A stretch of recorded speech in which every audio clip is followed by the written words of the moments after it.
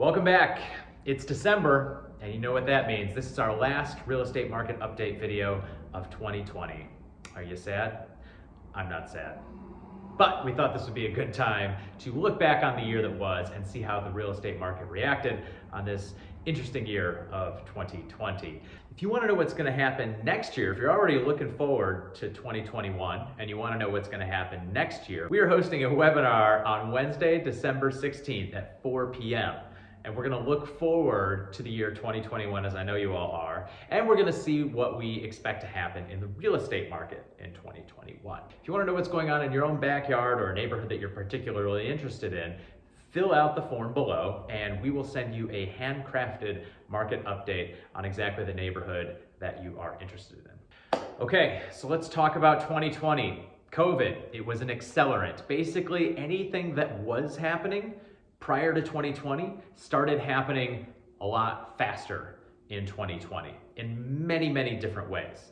But one of the big ones was the real estate market. People in Chicago, as they reach new life milestones, tend to want more space in their home. So they always end up moving a little bit further and further away from the downtown areas where homes are more expensive per square foot, so they can get more space further away. Anyone who is going to do that in the next 2 or 3 years decided to do it this year. So what happened? After a pretty spooky March and April, we saw a V-shaped recovery for the real estate market, except for downtown neighborhoods, which we'll talk about more a little bit in a second.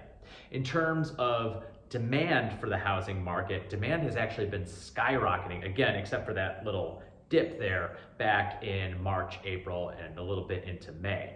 Ever since June, demand has completely recovered and continued on and on up to levels that we haven't seen in some time.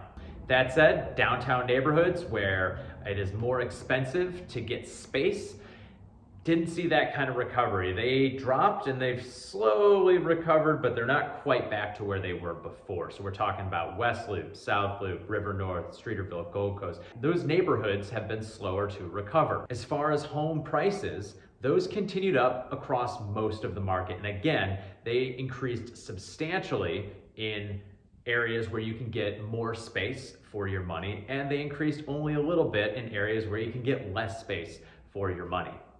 Makes sense based on the trend we've been talking about for the last couple of months. Oh, and we always catch these little anomalies here and there, but shout out to Lakeview, where home prices have increased 16% just since February, which is crazy. It's actually not exactly what's happening here. I don't want to get too deep into it on this video, but if you live in Lakeview, fill out the form below and we'll let you know what's going on there. It's an interesting trend. So there you have it.